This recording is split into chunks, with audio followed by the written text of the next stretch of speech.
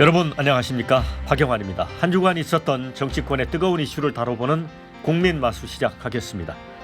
헌법재판소가 윤석열 대통령 탄핵 심판 변론을 오는 25일 모두 마무리하기로 했습니다.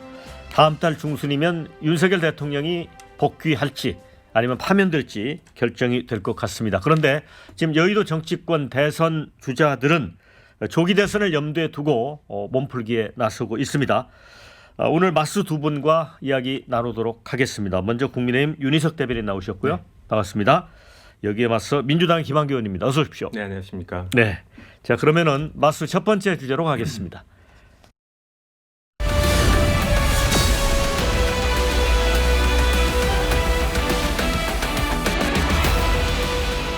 문영배 헌법재판소장이 이 10차 변론 마무리하면서 다음 기일은 25일 오후 2시다라면서 양측 대리인의 종합변론 당사자의 최종 의견 진술을 듣겠다고 이야기했습니다. 아마 윤 대통령 탄핵 소추안 의결한 지 이제 73일 만인데 양측이 별다른 이견 없이 수용을 했습니다. 자, 이제 결론이 날 것 같습니다. 그런데 윤석열 대통령은 지난 목요일 열린 10차 탄핵 심판에서 내란 공작을 주장하면서 대통령직에 복귀하겠다 이렇게 이야기했습니다. 네. 윤희석 대변인 어떻게 보셨어요? 예, 이제 탄핵 심판이 거의 막바지에 달했기 때문에 이제 양측에서 예상하는 뭐 결론과 관련한 언급들이 좀 나오는 걸로 보입니다. 윤 대통령 또는 윤 대통령 측은 이번 심판 과정을 통해서 파면까지 이를 정도로 한 일은 없다. 그래서 헌재를 설득하는데 아마 성공했다고 판단할 수가 있어요. 그렇기 때문에 그렇게 되면 이제 복귀죠. 그래서 복귀해서 다시 직무를 하고 그러기 때문에 의지를 밝힌 걸로 보이는데 11번 하게 되지 않습니까? 네. 25일까지 하게 되면 약간 뭐 빠르다면 빠를 수도 있겠지만 그래도 충분히 심리가 이루어지는 과정이었다고 평가합니다. 네. 어떻게 보세요? 뭐 탄핵 공작이라고 표현한 부분에 대해서. 네. 재판관들이 그런 표현에 신경 쓰지 않고 결국 개별 증언들의 신빙성 이런 부분을 제대로 판단할 거라고 보고요. 이분들이 검찰에서 이미 한 진술이 있고 수사기관에서 그리고 또 반대 신문을 통해서 그 진술의 신빙성에 대해서 헌재에서 충분히 대통령 변호인 측에서도 다툴 수 있는 기회가 있었기 때문에 헌법재판관들이 제가 봤을 때 그런 정치적 주장에 넘어가지는 않을 거라고 생각하고요. 저는 25일까지 이번에 진행되는 변론들이 사실 상당히 예상보다 길었다고 생각해요. 그러니까 변론 기회도 충분히 줬다고 생각하고 증인들도 약간 중복되는 증인 내지는 굳이 불필요한 증인이라고 생각되는 분들까지도 다 이제 수용을 해주신 거 보면 헌법재판관들은 최대한 결론에 대해서 문제 제기가 없도록 절차적 정당성을 확보하려는 노력을 했다라고 보이는데요. 뭐 다행히 25일까지 결과가 나오면 대통령 측에서도 승복한다고 말씀을 하셨기 때문에 반드시 그 이후에 인용이든 뭐 기각 결정이든 양측이 다 따르는 그런 헌법을 준수하는 모습을 보일 수 있었으면 좋겠습니다. 근데 윤 대통령 측은 이 홍장원 전 국정원 1차장의 이른바 메모, 정치인 체포 대상 정치인 명단이잖아요. 그것 관련해서 굉장히 이제 불쾌하다는 입장이기도 하고 그 사실관계에 대해서는 그 아니라고 생각하는 것 같거든요. 이거 네. 어떻게 보세요? 일단 이제 홍장원 전 차장에 대해서 2번씩이나 증인으로 불러서 윤 대통령 측이 이렇게 집착을 하는 이유는 단순하게 그 메모 관련한 어떤 증언을 할 수 있는 사람이라는 거에 더해서 그 메모를 한 이후에 민주당 측 국회의원들과의 소통 과정이 자칫 계엄 상황을 내란죄라는 프레임으로 바꿔버리는 그런 큰 역할을 했다고 보기 때문입니다. 국회에 이제 정보위가 있죠. 국정원을 관할하는 곳인데 국정원 1차장이다 보니까 정보위에 속한 뭐 간사라든지 이런 분들과 소통 과정이 분명히 있는 거는 맞습니다만은 홍장원 전 차장이 주로 이제 민주당 측 뭐 박선원 의원이라든지 뭐 박지원 의원 이런 분들과 소통하는 과정이 계엄 직후에 있었단 말이에요.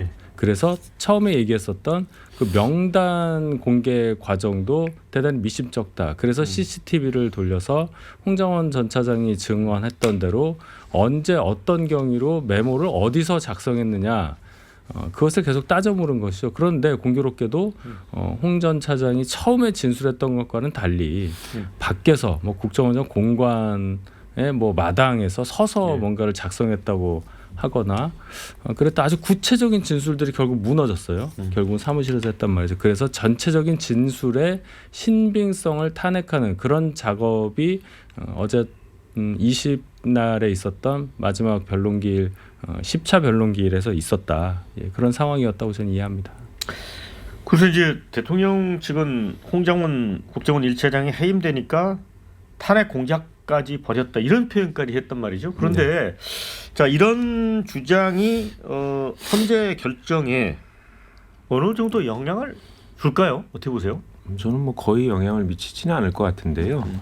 홍장원 이분이 저희 쪽 인사는 아니에요. 그리고 혹시 조기 대선이 이루어져서 뭐 저희가 국민의 선택을 받는다고 해서 이분이 뭐 중용될 수 있는 분위기도 아니고 그리고 이분이 국회에 와서 제일 처음 얘기하려고 했던 거는 이제 국민의힘 위원장 있는 정보위에 가서 얘기를 한 건데 그때 박선원 의원은 마침 국회에 없어서 김병기 의원님이 대신 들어가서 이야기를 같이 들었거든요.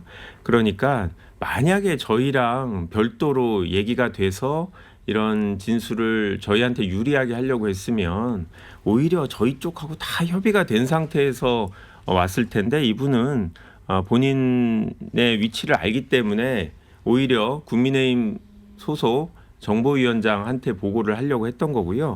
그리고 무엇보다도 이 홍장원이라는 분의 진술이 제가 봤을 때 그리 중요하지가 않아요. 왜냐하면 이분이 대통령한테 직접 들은 얘기는 방첩사를 도와달라는 것뿐이지 구체적으로 누구누구를 체포하라는 거는 대통령한테 들은 게 아니거든요. 나는 여인영 사령관한테 그렇죠. 사령관한테 들은 거라서 이 부분은 대통령한테 직접 들었다라고 하는 분이 벌써 여러 명 진술을 했기 때문에 제가 봤을 때 대통령의 그 탄핵 여부를 결정하는데 아주 중요하지 않다. 그런데도 불구하고 왜 이렇게 집착을 할까요?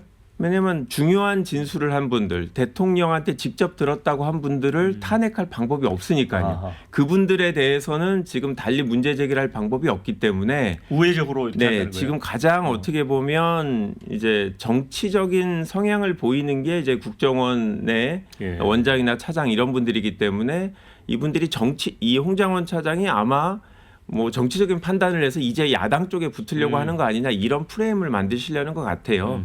근데 이 사안을 보면 홍장원이란 분의 진술을 쭉 빼고 결정문을 쓰는데 아무런 지장이 없습니다. 그래서 제가 봤을 때 헌법재판소에서 이분을 두 번이나 부르는 게 제가 봤을 땐 오히려 이상하다고 생각했는데 오히려 패착이었다고 보세요? 아니요. 그게 아니라 재판부에서는 제가 봤을 때 추가적인 질문을 직접 하지 않고 이런 부분을 보면 그냥 대통령 측에서 요청하니까 한 번 더 부르는 거지 헌법재판소에서 중요하다고 생각하지 않는다는 건 변론을 보면 충분히 짐작할 수 있습니다. 윤희석 대변인은 어떻게 생각해요?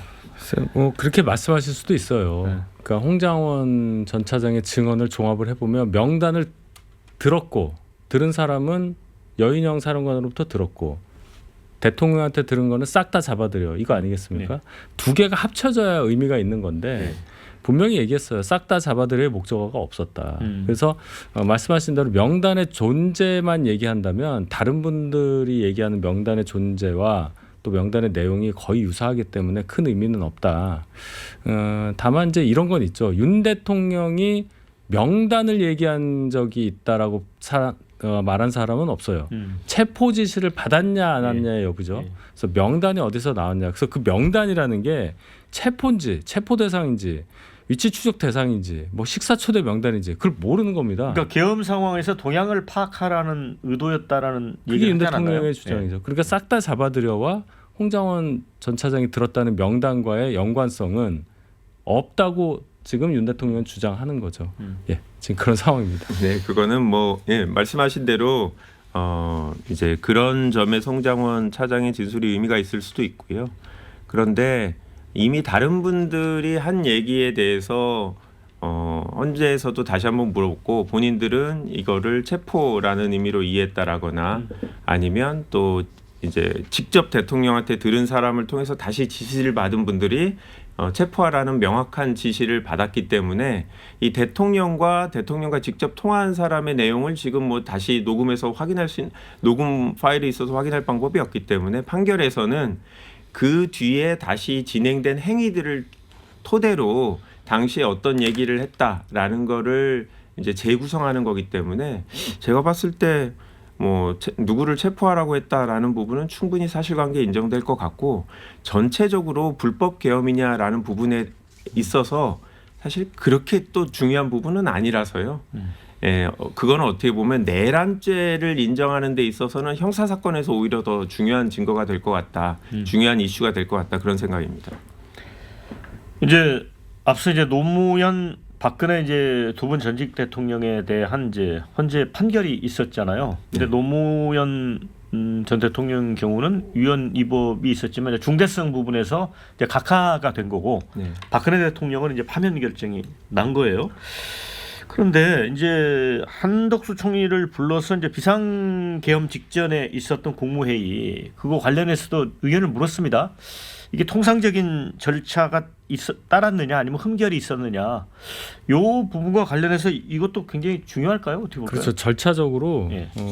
계엄 전에는 국무회에서 심의를 거쳐서 그 결과 통지를 해야 되는 거잖아요. 계엄령을 발동했다는 그 과정이 앞에 있어야 되는데 한덕수 총리 계엄령이 실행됨에 있어서 국방부 장관 또는 행안부 장관이 건의를 총리한테 해서 총리를 통해서 대통령한테 가는 과정이 있어야 하는 그래서 중요한 분인데 여타 국무위원 중에서도 이분이 이제 국회에서도 절차적 흠결이 있는 것으로 자기는 생각한다. 간담회 정도로 생각했다. 이런 얘기를 했고 거기에 대해서 조금 더 물어서 그렇지 않다는 이상민 전 장관의 답변과 유사한 증언을 듣기 위해서라도 윤 대통령 측이 한덕수 총리를 부른 거 아니겠어요? 근데 어제 한덕수 총리의 대신 판정에서의 증언도 국회에서의 증언과 별반 다르지 않았다고 생각합니다. 끝까지 양쪽에서 다 물었는데 흠결이 있었다는 주장이 바뀐 걸로 들리지는 않아요. 물론 실체적인 판단, 형식적으로 또 이 국무회의 실질을 갖췄느냐 여부에 대해서 국민과 이 법관들이 재판관이 판단할 문제다 이렇게 비껴가긴 했지만 적어도 총리 입장에서 볼 때 정상적인 국무회의가 이루어지지 않았다는 주장을 철회한 걸로 보이지는 않습니다. 이 부분도 헌재 심판 과정에서 아주 중요하게 작용하리라고 생각합니다. 네, 뭐 저도 같은 의견이고요. 이 당시 국무위원들이 참석하고 나서 이게 회의였다라고 생각한 분들이 거의 없었어요. 회의인지도 모르고 다 반대했다고 주장을 아니 하잖아요. 반대도 뭐 본인들이 그거는 반대했다라는 이제 증거가 없으니까 구두로 반대했다라고 얘기를 했는데 막상 회의 때 대통령한테 반대한 분은 없어요. 예. 보통 본인들끼리 모여서 이제 국무총리 앞에서 반대 의견을 냈고 근데 대통령은 들어왔다가 5분 만에 나가셨기 때문에 막상 디테일하게 물어보면 대통령한테 직접 의견을 제시할 기회도 없었던 것 같아요.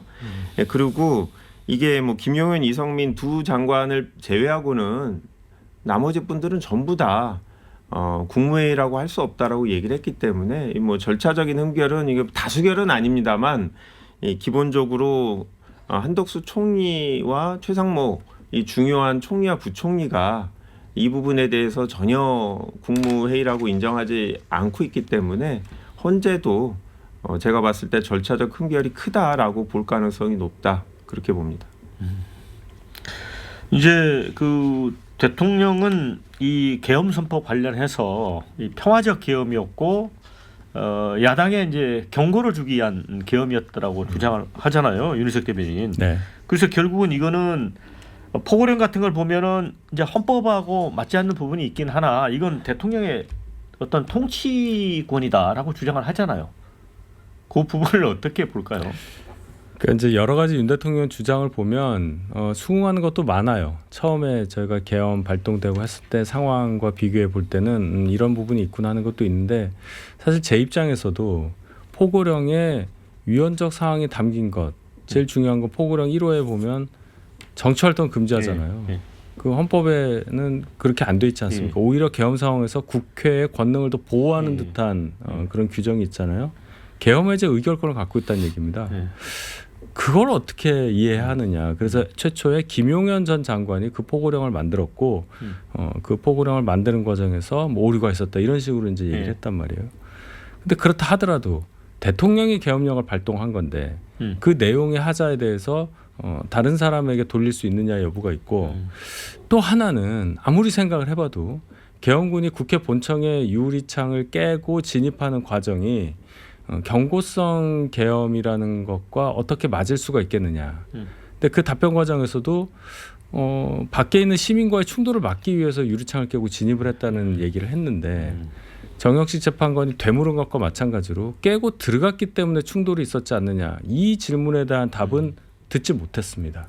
이 두 가지 사항은 윤 대통령 쪽에서 헌재를 설득하는 데 성공했느냐. 저는 그 부분에 좀 의구심을 갖는 그런 상황입니다. 더 보탤 말이 없을 정도로 정확하게 이제 말씀해 주시고 계신데요. 헌재에서 현장 검증을 안 했는데 국회에서는 지금 깨진 문이나 유리창을 그대로 놔두고 있거든요. 이 자체가 역사적인 의미가 있다라고 해서 보관하고 있으니 이게 평화적 계엄이라고 생각하시는 분들은 당장 국회로 오셔서 지금 아직도 남아있는 현장을 보시면 생각이 금방 달라지리라 믿습니다. 네. 자, 두 번째 주제로 건너가겠습니다.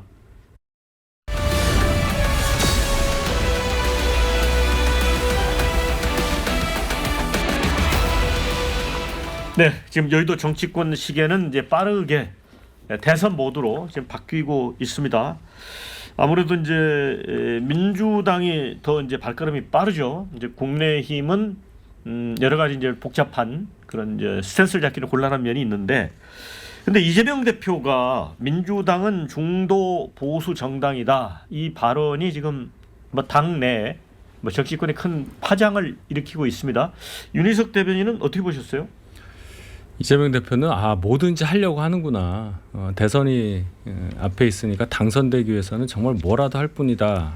이렇게 생각합니다. 꼭 좋은 의미로 제가 드리는 말씀은 아니에요. 민주당의 정체성을 완전히 바꿔버리는 발언을 당대표로서 한 건데 너무 많이 나갔죠. 이 보수라는 단어를 언급함에 있어서 우리가 원래 중도 보수였다. 이렇게 얘기를 했기 때문에 저희 입장에서는 굉장히 당황스럽죠. 저는 이재명 대표의 주장을 중도 보수라고 듣지 않고 유사 보수라고 저는 듣습니다. 민주당은 분명히 진보를 지향을 했고 민주라는 것을 기반으로 해서 성장한 정당이라고 생각을 합니다. 근데 진보 진영은 따로 있다는 말까지 했어요.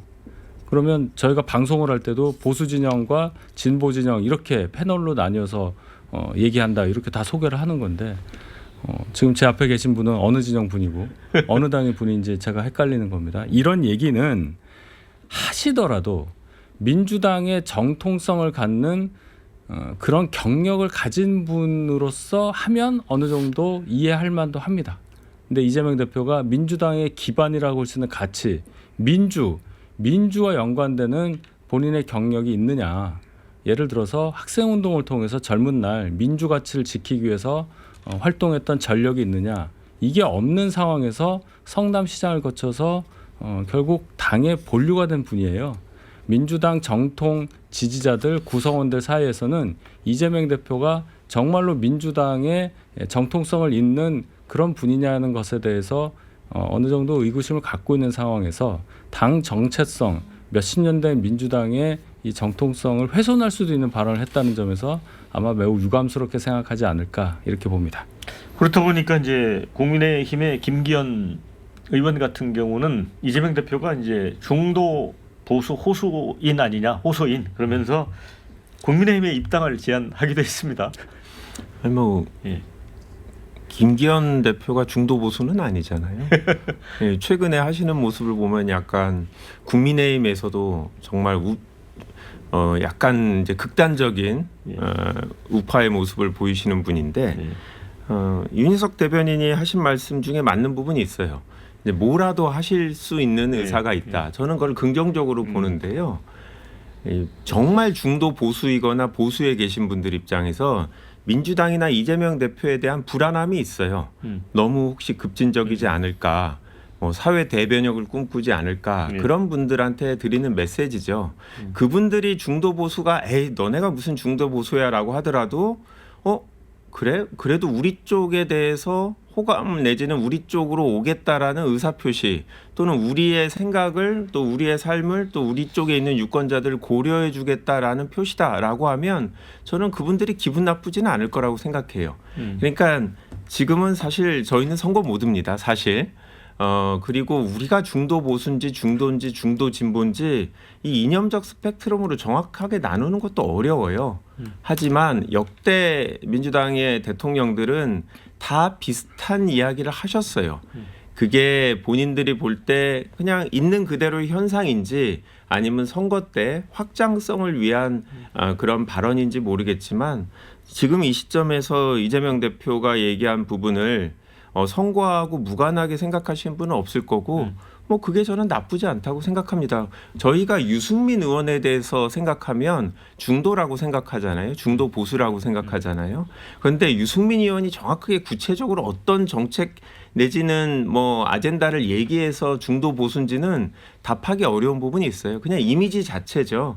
어떻게 보면 지금 국민의힘이 차지하지 못하고 있는 영역들은 저희가 다 책임지겠다라는 이제 의사표시고 한 가지만 더 말씀드리면 우리 윤희석 대변인도 이제 청와대에서 근무를 하셨는데 당에서 근무하다가 행정이나 대통령실에서 근무를 하게 되면 조금 더 책임져야 될 사람이 넓게 보이긴 합니다. 저도 그런 경험이 있었고 평소에 소위 당성이 강하던 분들도 대통령실에 오게 되면 소위 중도나 상대 진영에 대한 고민도 하게 돼서 저는 행정을 많이 한 이재명 대표가 기존의 민주당의 어떤 진보적인 가치에 더해서 앞으로 국정 운영을 하겠다라는 그런 의지 표현으로 이해해 주시면 좋겠다라고 말씀드립니다.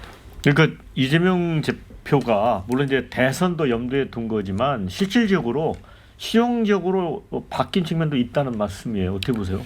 실용적으로 바뀐다고 말은 많이 하셨어요. 근데 결국 다시 뒤집지 않습니까? 그러니까 그 점이 아쉽다는 거예요. 어떤 점을 지적하시나요? 예를 들어서 뭐 반도체 특별법 같은 경우에 52시간 예외 같은 것은 이재명 대표가 상징적으로 어떻게 변했는가를 보여줄 수 있는 가장 좋은 리트머스 시험지였을 텐데 거의 바뀌는 것처럼 그거 유연하게 국민의힘의 뜻에 따라서 52시간제에 제한을 두지 않겠다고 하실 것처럼 하다가 2주일도 안 돼서 그거 안 된다고 얘기를 했단 말입니다. 이 규정은 물론 노동계의 반발이 있을 수는 있겠지만은 거기에 해당하는 우리나라에서 가장 중요한 어떤 산업의 부분을 차지하고 있는 반도체 회사에서 제발 3년만이라도 풀어달라고 요청을 했던 거예요. 3년만 풀어달라 할 정도로 지금 위급한 상황인데도 그것을 들어줄 듯 하다가 다시 안 들어줬다. 그러면 앞으로 또는 기존에 했었던 이재명 대표의 실용주의적인 면모를 담은 발언들을 어떻게 국민들이 믿을 수 있겠느냐. 이 신뢰성의 문제에 관한 이슈가 불거졌기 때문에 이재명 대표가 앞으로 무슨 말을 하더라도 이제는 국민들이 믿기가 어려워졌다. 자충수에 빠졌다고 저는 생각합니다. 좀 세부적인 이슈인데 52시간제 논란 잠깐만 말씀드리면 제가 국회 이제 산중에 있다 보니까 정확히는 지금 52시간제가 아니라 64시간제입니다. 현재 64시간까지 일할 수 있고 삼성전자는 최근에 64시간 근무하게 하는 이 협약들을 그 근로자 단체랑 맺고 또 노동부의 허가를 얻어서 그렇게 했어요. 그런데 지금 이철규 의원하고 박수영 의원이 한 거는 이 64시간에 대한 예외도 없게 그냥 근로기준법 적용을 면제해달라라는 요구거든요. 그런데 막상 삼성전자를 불러보니까 원하는 게 다르더라고요. 본인들은 이 52시간이 아니라 64시간까지 하는데 이게 절차적으로 노동부 장관 허가를 받고 이게 좀 어렵기 때문에 그거를 유연하게 해달라라고 하는 얘기인 거를 확인하고 이재명 대표는 오케이 그렇게 하겠다 우리가 돕겠다라고 했는데 여전히 국민의힘 두 의원들은 아니다. 그 64시간 제도 자체를 완전히 없애달라라는 거여서 지금 프레임 자체가 삼성전자가 원하는 게 아닌데 여야가 다툼이 있는 이런 모양입니다. 저희도 삼성전자가 원하는 부분에 대해서는 명확하게 확인을 했고 그 부분은 이 고용노동부에도 저희 의견을 전달해서 삼성전자가 유연하게 근무할 수 있도록 그런 방향으로 나갈 거고 제발 저는 오히려 국민의힘 의원들이 조금 더 삼성전자랑 협의해서 실제로 필요한 것들 이념적으로 이게 뭐 민주당이 반 기업이다 이렇게 만들지 말고 디테일하게 기업에 도움이 되는 얘기를 했으면 좋겠다라는 생각입니다. 네. 제가 너무 세부적인 얘기인 것 같은데 법을 안 바꿔도 노동부장을 고시를 바꾸거나 뭐 이 얘기잖아요. 네. 그래서 저희가 얘기하는 건 물론 그렇게 해서 단기적으로 해결할 수는 있을 수도 있어요. 64시간까지는 별 문제가 없으니까. 그런데 지금 얘기했듯이 그렇게 어렵게 절차를 만든 이유가 52시간 예외를 인정해주는 허용해주는 과정에 있어서 하면 안 돼라는 의미를 많이 갖고 있으니까 기업들이 위축감을 느끼는 거잖아요. 실질적으로 어떻게 되는 것도 물론 중요하지만은 법 자체가 너무 강하게 돼 있으니까 이걸 자꾸 우회하려는 과정에서 어렵다는 얘기를 하는 것이니 차제에 뭔가 법적 규정을 좀 더 유연하게 해서 정말로 일하고자 하는 사람이 일하겠다고 동의하는 가운데서는 시간 제한 같은 전 근대적인 방식은 없어야 한다는 차원으로 여야가 합의하는 것이 맞지 않느냐 저는 그런 생각입니다. 네, 김영규 대변인. 네. 이재명 대표 이제 중도 보수 발언 관련해서 민주당 당 강령에 보면 중산층과 이제 서민을 대변하는 그 계층의 정체성이랄까요? 이걸 명확히 하고 있어서 김부겸 전 총리 같은 경우도 월권이다. 이 당의 정체성을 이렇게 혼자 이렇게 하루아침에 규정하는 게 맞느냐라는 당내에 좀 목소리가 있는 것 같습니다. 네, 뭐 이견이 있는 분들이 있어요. 그런데 지금 저희가 의원이 170명이나 있다 보니까 만약에 이념적으로 얘기하면 정말 다양한 분들이 있어요. 보수에 가까운 분도 있고 아주 이제 진보적인 이야기를 하신 분도 있고 방향성에 대해서는 항상 선거 때마다 소위 말하는 뭐 그런 방향성에 대한 강한 논쟁들을 합니다. 여전히 좀 더 당이 진보적으로 가야 된다라는 분들도 많이 있는데 현상으로 볼 때 우리 당이 그렇게 이제 사회 대변혁을 꿈꾸고 있느냐 어떻게 보면 예전과 달리 사회가 어느 정도로 안정돼 있고 자유시장 경제 체제하에서 민주주의를 수호한다라는 기본 우리 원칙대로 국가가 운영만 되면 급진적으로 사회를 바꿀 필요 없이 점진적 개혁이면 충분하지 않겠냐라고 지금 당이 사실 운영되었던 건 맞거든요. 그래서 현실적으로 지금 보기에 중도 내지 중도 보수 성향이 있다라는 거지 우리가 무슨 이제 사회 변화에 대해서 두려워하거나 서민과 중산층의 보호 이런 가치를 버리자는 얘기는 아니니까 아니다. 제가 봤을 때 선거까지 계속 이런 논쟁은 있을 것 같고 저는 뭐 당의 방향성에 관한 얘기라 긍정적인 면이 있다고 생각합니다. 그런 부분은 어떻게 생각해요? 뭐 일부 언론 보도를 보면 이제 심상정이나 이제 조국 같은 분이 없기 때문에 이재명 대표가 마음 놓고 우클릭을 한다.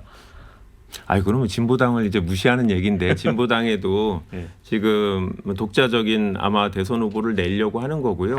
말씀하신 대로 민주당이 어떻게 보면 이념적으로 왼쪽까지도 상당히 커버해온 건 사실입니다.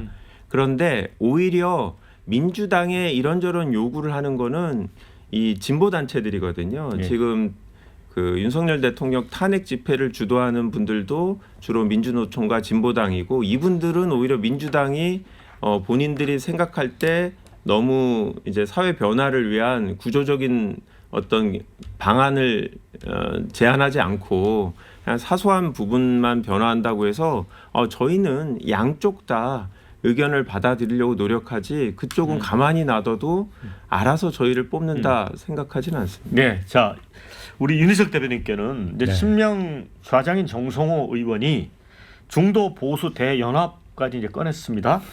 그래서 한동훈, 유승민, 이준석도 우리랑 같이 하자라고 제안을 했어요. 다만 이낙연 전 총리는 빼고 이런 얘기를 했습니다. 근데 이제 김대중 대통령도 사실은 김종필, 박태준, DJT 연대를 만들어서 집권을 했거든요. 근데 국힘 입장에서는 좀 긴장해야 되는 거 아닙니까? 이것은 그때하고 상황이 다르죠. 당시 달라요? 김대중 전 대통령의 정치적인 위상과 정치의 폭 그것을 지금 이재명 대표 쪽과 비교를 한다는 것은 민주당 입장에서도 별로 달갑진 않을 걸로 보입니다.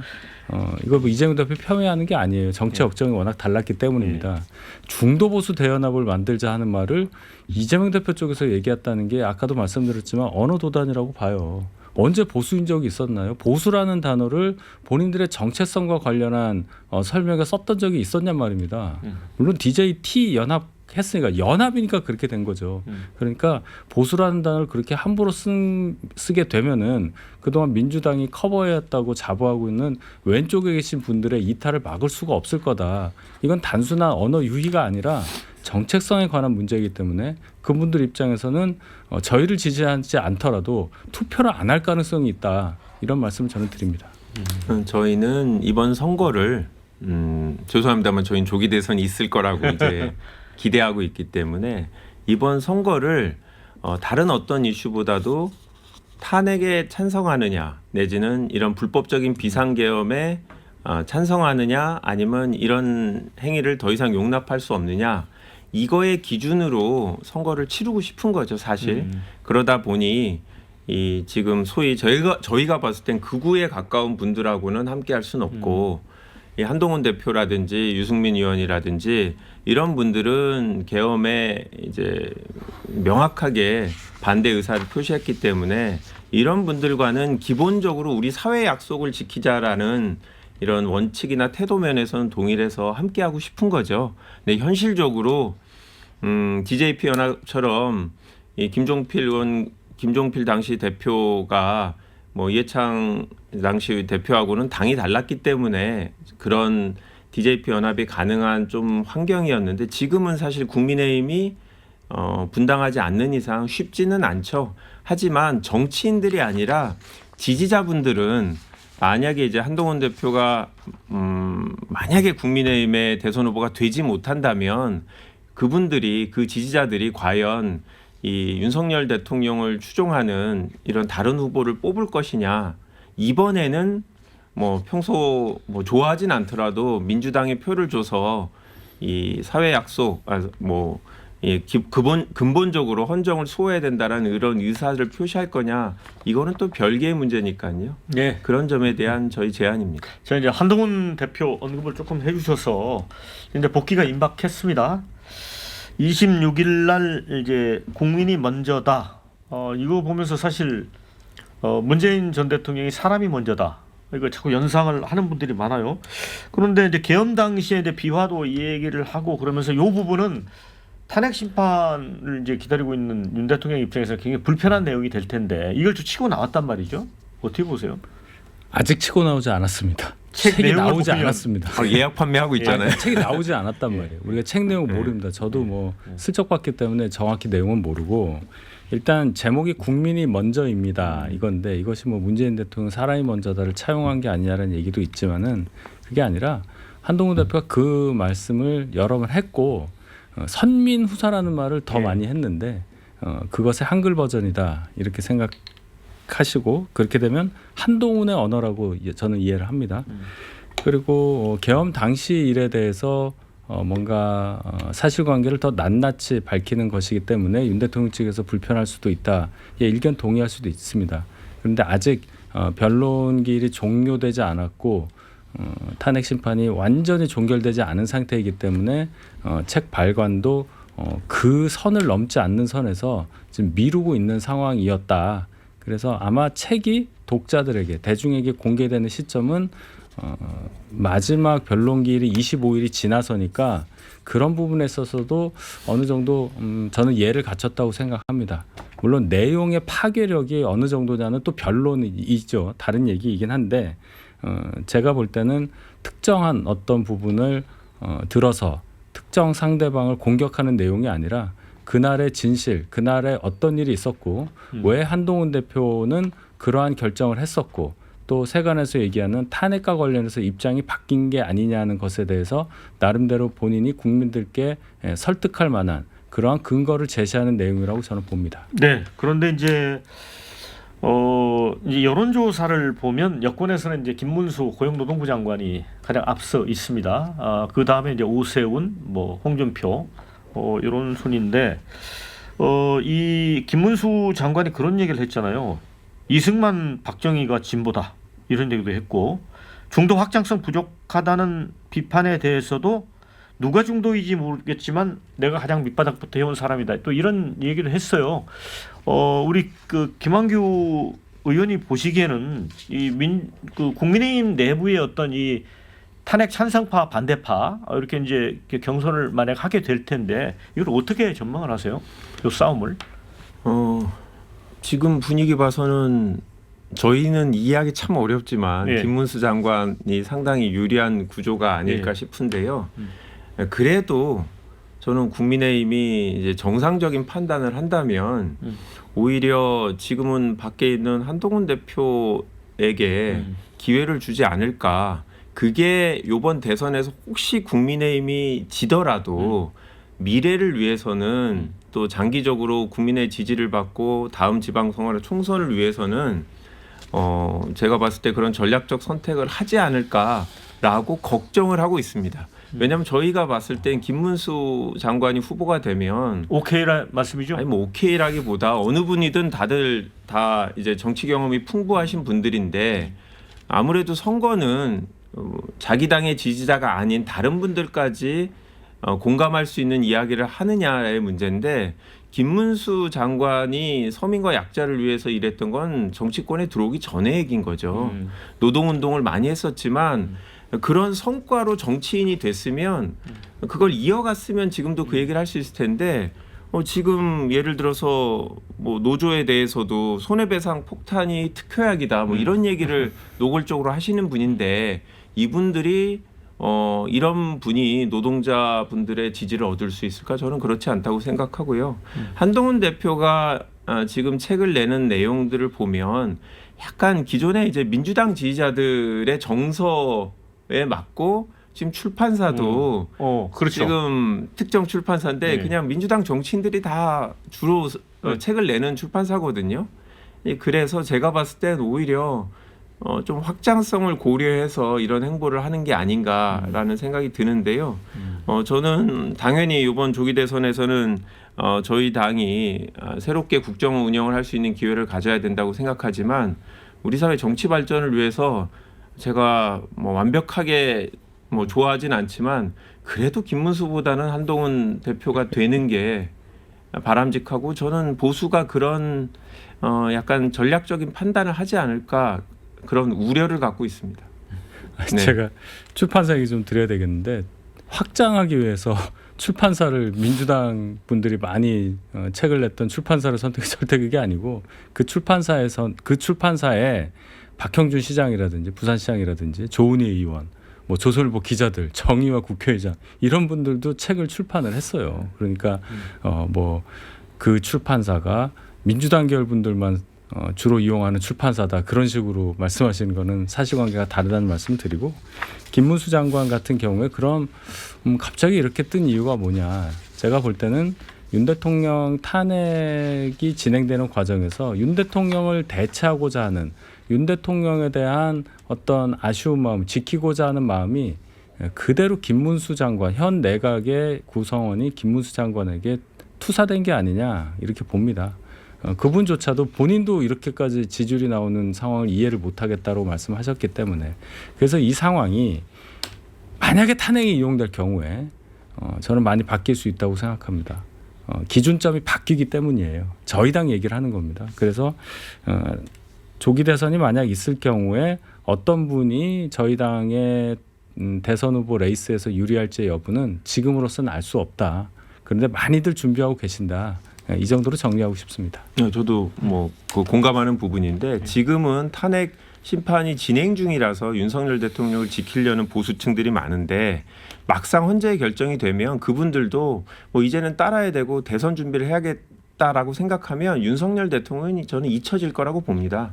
박근혜 전 대통령이 탄핵 심판 이후에 형사사건에 대해서는 국민들의 관심이 확연히 떨어졌거든요. 그러다 보면 김문수 장관에 대한 지지도 따라서 많이 약해지지 않을까 뭐 그렇게 보고 있습니다.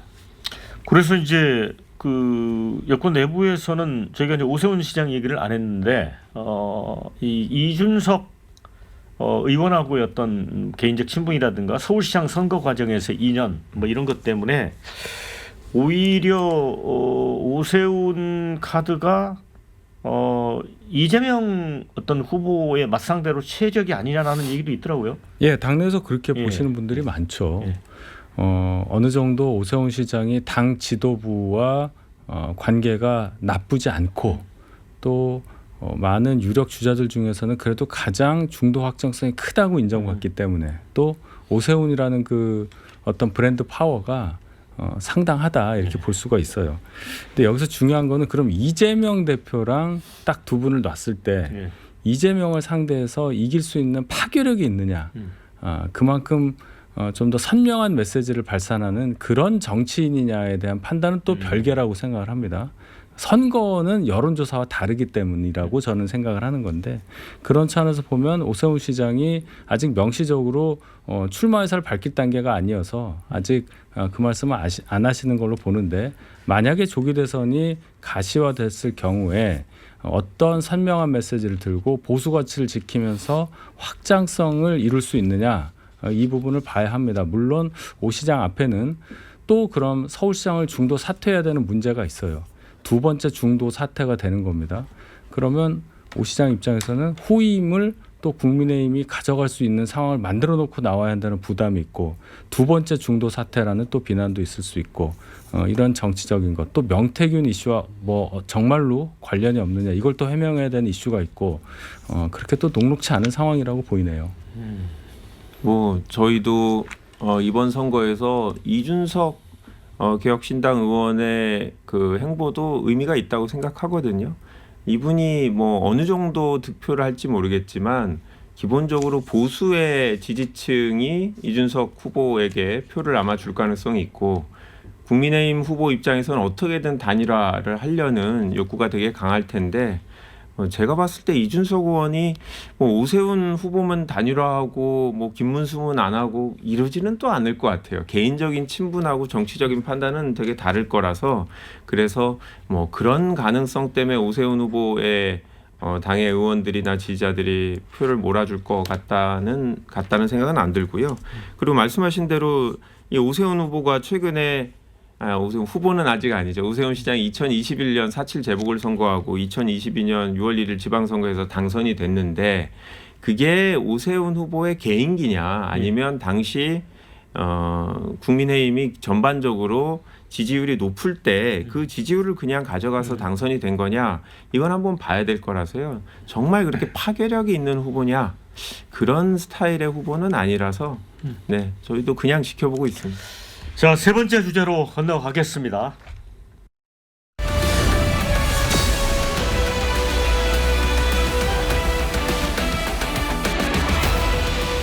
네, 지금 이제 탄핵 정국이기 때문에 민생 경제 이게 사실은 더 중요합니다.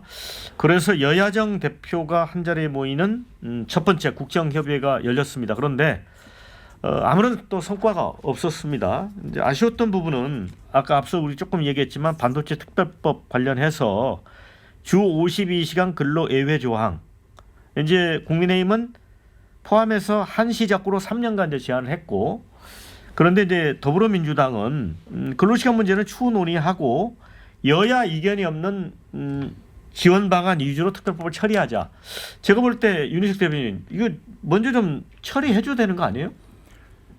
지금 먼저 처리하자 하는 얘기는 지금 가장 그러니까 지원 분야부터 좀 합의를 그러니까 해주고. 첨예하게 대립하고 있는 그 52시간 문제 안 하겠다는 얘기로 들려요. 안 하겠다는 얘기. 이게 정치적인 선언적 의미가 굉장히 큰 겁니다. 그래서 민주당도 지금 물러설 수가 없는 거예요. 이게 그냥 민주당 52시간 예외 허용 이렇게 나가 버리면 그 정확한 내용이 전달되지 않은 상태에서는 아마도 왼쪽에 계신 분들의 표를 잃을 수 있다는 것 때문에 아마 그렇게 보입니다. 저희도 마찬가지예요. 그렇기 때문에 이것은 서로 어느 정도 타협할 수 있는 어떤 제3의 안을 가지고 얘기를 하든지 해야지 그거 빼고 합의된 것부터 하자? 그렇게는 안 되는 거죠. 그렇게 되면은 수가 많은 데가 많은 쪽에서 수로 그냥 밀어붙이겠다는 얘기밖에 안 되는 겁니다. 합의할 이유가 없는 거죠. 그렇게 되면 합의라는 과정이 필요가 없는 거예요. 따라서 이 부분에 대해서만큼은 이재명 대표가 먼저 전략적인 입장을 내놨던 상황이기 때문에 거기에 따른 실천을 저희가 요구하는 거고 예산 관련해서도 윤 대통령 측에서 밝힌 개헌 발동 이후로도 볼 수 있는 이 올해 예산안에 대한 그 모욕적인 삭감 거기에 대해서 민주당이 이거 복원시켜야 한다고 생각을 합니다. 물론 그것 때문에 계엄이 됐고 그래서 책임을 묻는다 이런 뜻이 아니라 굉장히 제가 모욕이란 단어를 썼는데 한 번도 이런 식으로 삭감을 한 적이 없었던 전례 없는 아주 핀포인트 삭감이었다고 보거든요. 딱 집어서 윤 대통령이 생각한 역점 사업에 관련한 것만 빼고 특정 조직에 대한 특활비, 특경비를 빼고 이런 식으로 했었던 삭감을 원상복구하고 거기에 추가적으로 여야가 합의하고 있는 부분에 대한 추경이 이루어지기를 바랍니다. 이재명 대표가 이제 보수로의 확장 이걸 강조를 하시니까 이제 제가 반대로 좀 질문을 드리자면 주 52시간 근로 예외 조항 있잖아요. 네. 이거 좀 노조도 좀 설득을 하고 하면서 적극적으로 하면 어떨까요? 아니 노조를 설득할 수 있어요. 그런데 지금 국민의힘에서는 정치를 하고 있는 거지 이 반도체 산업계를 도우려고 하는 게 아닙니다. 왜냐하면 실제로 저희가 삼성전자하고 이렇게 만났는데 그쪽에서 원하는 거랑 다르다니까요. 지금 아까 말씀드린 대로 경쟁은 국힘이 하고 있다. 아니 그쪽은 지금 빨리 지원을 해달라. 지원도 사실 저희 내부적으로는 반대가 있었어요. 왜냐하면 특정 산업만 지원하는 법이고 다른 산업도 되게 어렵다고 하는데 이 반도체가 중요하기는 하지만 저희가 그냥 들어도 AI라든지 배터리라든지 다른 산업도 똑같은 이슈가 있는데 여기만 이렇게 특별히 아주 많은 지원이거든요. 에너지 문제부터 전력망 문제라든지 이런 부분까지 다 아주 특별한 대우를 해주는 거라서 내부 이견이 있음에도 불구하고 저희는 큰 쟁점들에 다 이제 업계 요구사항을 받아들였는데 삼성전자가 최근에 이 64시간씩 일하는 걸 고용노동부 장관의 허가를 30몇 차례나 받았어요. 고용노동부에서 삼성전자가 요구하는데 감히 안 해줄 지금 윤석열 정부가 아니잖아요. 그런데 지금 이철규 의원하고 박수영 의원님 요구하는 건 아예 근로시간에 제한이 없게 하자는 거니까 이거에 따르면 지금처럼 뭐 3개월이나 6개월 평균 내고 이런 제한 자체가 완전히 없어지는 겁니다. 그래서 제가 봤을 때 일단은 지금 나머지 지원법을 통과시키고 이 반도체 특별법만이 아니라 이 지금 첨단 산업 몇 군데를 모아서 고용노동부 차원에서 뭔가 특례를 인정하는 거는 저희도 필요하다고 생각하고 당의 전부 다의 의견은 아닌데 당의 저희 산자위에 속해 있던 의견은 이런 반도체 특별법이 아니라 다른 형태라면 충분히 당이 응하겠다 이런 입장입니다. 그게 비겁한 얘기라는 거예요. 근로시간을 제한했더니 이런 문제가 나온다. 그래서 정신을 바꾸자. 아주 예외적인 경우를 제외하고는 일을 하고 싶어 할 때는 아주 편하게 제한을 가하지 않고 제한을 벗어나서 그러니까 일을 할 수 있게 해주자. 몰아서. 예. 그것을 법에 지금 규정해서 못하게 하고 있고 다른 방식을 통해서 허가를 받아서 하게 해야 되는 체계가 이상하다는 얘기를 하는 겁니다.